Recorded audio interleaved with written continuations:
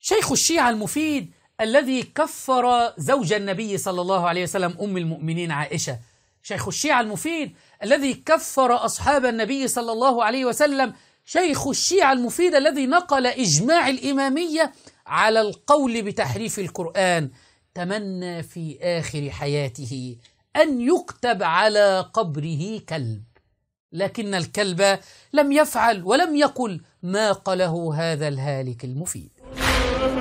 الشيخ المفيد رحمة الله عليه حين توفي هو كان يعيش في بغداد، وحين توفي وصى في وصيته، وهذا مكتوب في حياته في كتب التراجم، لو رجعتم ستجدون ذلك واضحا. وبماذا أوصى يا غزي المفيد هذا في آخر حياته؟ أخبرنا.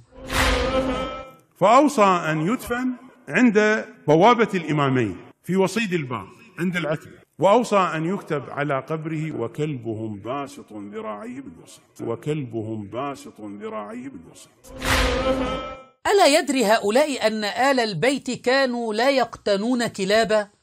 الحمد لله الذي جعل أمثال هؤلاء يتمنون في آخر حياتهم أن يكونوا كلابا، عمائم مزيفة.